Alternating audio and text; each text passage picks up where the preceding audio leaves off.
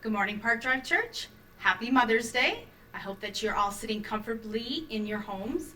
I don't know about how your week was this week, but mine was horrible. It was so discouraging. It seemed that no matter what I did or how hard I tried, I just kept failing.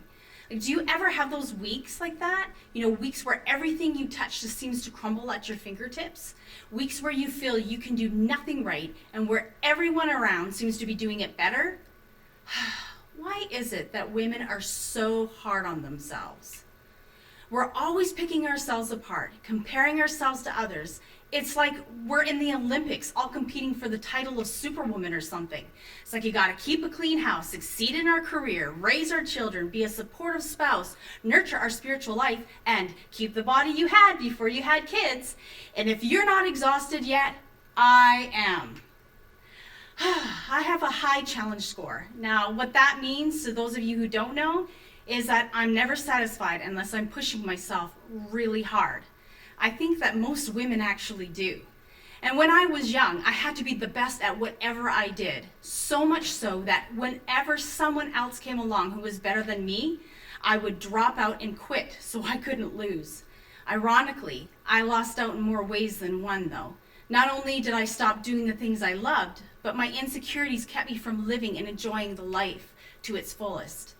Now, as an adult, I know better, but I'm still hard on myself when I feel like I don't measure up. And this past week, for example, was really difficult.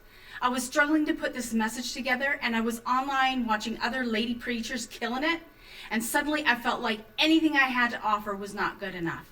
The more I picked myself apart, the harder I became on myself. Now, not only was I a bad preacher, but I was a horrible mother, a bad homemaker, not pretty enough, smart enough, or thin enough. All my past and present insecurities and failures came flooding in all at once, and my self-esteem plummeted. I don't know what it is that causes us to be so self-critical, but I do realize that the unhappier I am with myself, the unhappier I am with life in general. I have found that the key to personal contentment doesn't lie in perfectionism. You'll never find happiness in a mirror. You can't buy it from a store or store it up in a bank account. Personal contentment only comes when we have a right view of ourselves. So how do we see ourselves rightly, even amidst all our weaknesses and imperfections? In the book of Song of Solomon, there is a young woman whom the Bible does not name.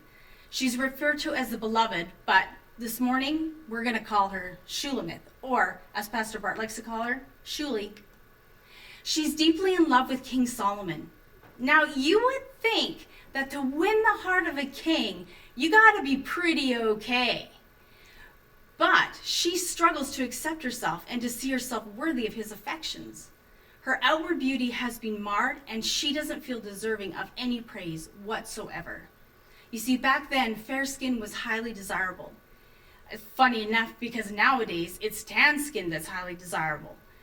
It meant that you didn't have to work outside if you had fair skin, which meant that you could afford servants. Who wants a servant? Raise their hand.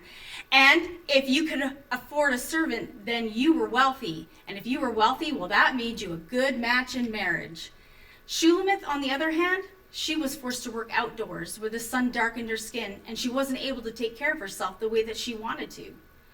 And so she addresses the other maidens in her company and says, "I am dark, yet lovely. Don't look upon me because the sun has burnt me. My mother's sons forced me to work in the vineyards, but my own vineyard I didn't keep."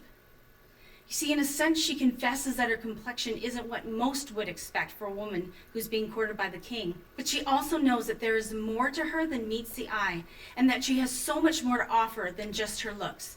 Her lover sees it, and she's beginning to notice herself.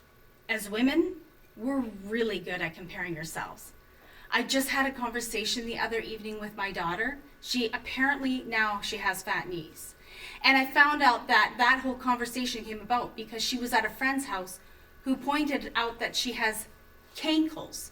Now, if you don't know what cankles are, they're supposedly thick ankles. But she has nothing close to thick ankles. It's all in her head. So we're really good at comparing ourselves on the outside, but we fail to appreciate what's on the inside. And like Shulamith, we feel the need to take care of everything and everyone else while still trying to look our best, which is hard to do when you have baby barf dripping down your blouse, or try and keep your makeup from smearing and your hair from falling out while you're sweating it off at work. And although Shulamith feels that her dark complexion is a disappointment to her lover, his affection for her transcends her outer appearance. In fact, she is so pleasing to him that he refers to her as his treasure. I don't know about you, but I often feel disappointed with my appearance and my efforts. Like I don't measure up, and yet God calls me his own. The commentator George Burroughs says, love and communion with Jesus is the means of imparting to us a more correct knowledge of ourselves. I'm going to say that again. Love and communion with Jesus is the means of imparting to us a more correct knowledge of ourselves. In other words, we see ourselves through God's eyes. We see who we truly are and understand our true worth, because man looks on the outward appearance, but God looks on the heart. And what does Isaiah promise us about the Messiah before he came? That there was nothing about his appearance that we should desire him. I think God did that on purpose to teach us that the value of a person is not measured by their look or by their successes or their failures, but by the hidden person of the heart. Through their courtship, Shulamith saw her reflection through the king's eyes, and through his eyes, she was as one who found peace. To judge somebody by their outward appearance, it's carnal. The Bible says it's carnal. It doesn't matter what we look like, how big our house is, how fancy of a car we drive, how large our bank account is. If we want to have a right view of ourselves, we have to learn to see ourselves through the eyes of our King. We can't trust the way that we see because we've got tons of planks in our eyes. We can't see clearly on the best of days. We must learn to view ourselves and others by the inner person of the heart. We have to see ourselves through our King's eyes so that then we will be able to say, I'm lovely. Now I hope that you have a great day. God bless you and happy Mother's Day.